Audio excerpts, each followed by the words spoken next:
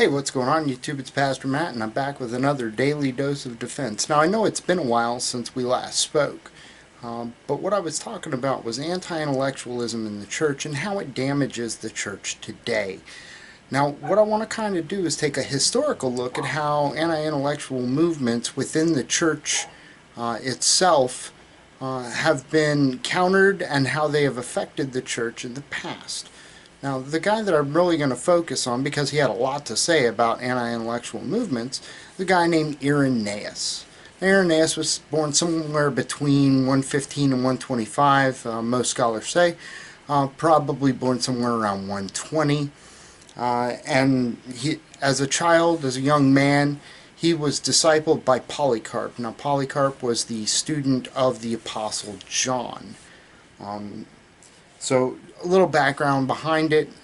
In AD 100, there were probably somewhere in the realm of 10,000 Christians.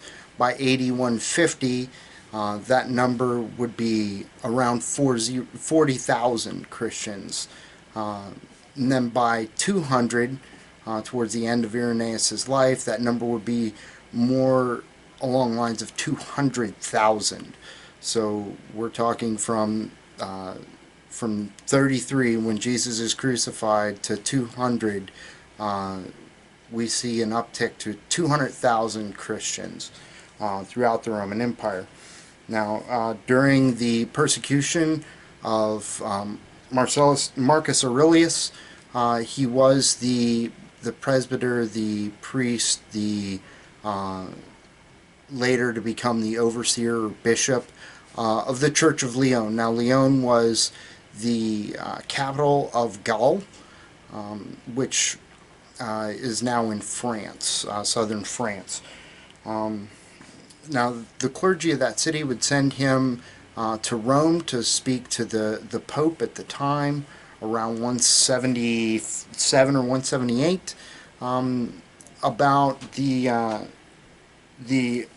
Montanism movement that was becoming big in southern France.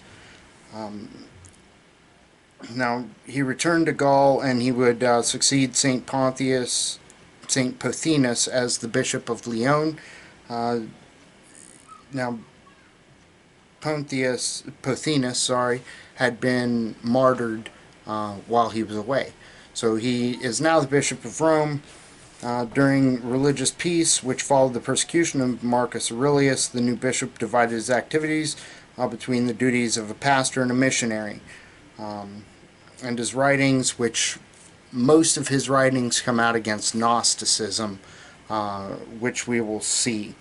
Now, Montanism was named after Montanus, who was an early convert. He was a recent convert.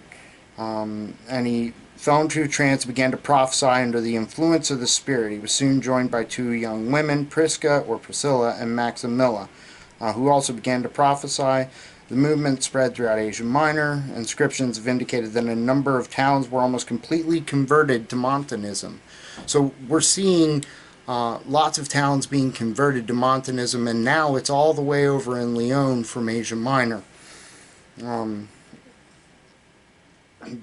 They were found generally in rural districts after a while, because it wasn't able to stand in the cities. People just couldn't say, yeah, I agree with this.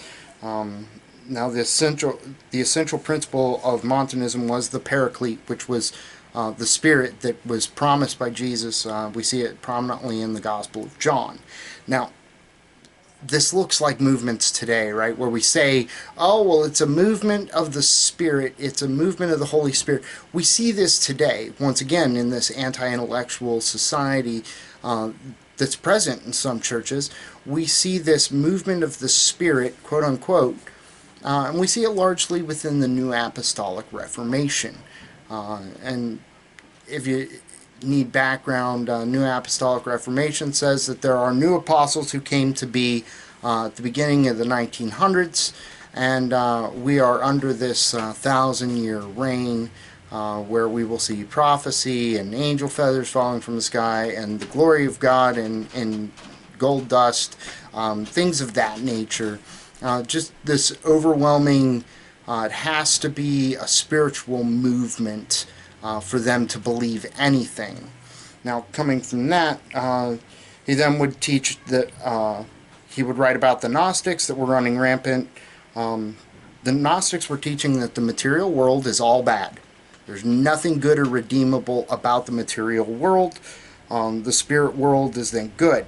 The material world is under the control of evil, ignorance, or nothingness. A divine spark is somehow trapped in some, but not all humans, and it alone is how people can come to salvation. Now, this sounds a lot like teachings, though not directly. It does kind of border on teachings that are present in the church today. We see it a lot with the Calvinist movement.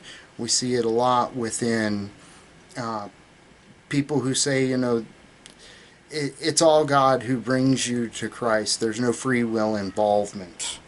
But the other side of what they taught is that salvation was brought through a divine knowledge, just a special knowledge that was given to the believer. The true believers would have this divine knowledge.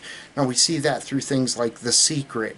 Even Dan Brown's book borders on Gnosticism and uses some Gnostic texts when we're talking the Da Vinci Code. So we see this once again showing up in the church today. As we saw with Montanism, it's showing up in the church today.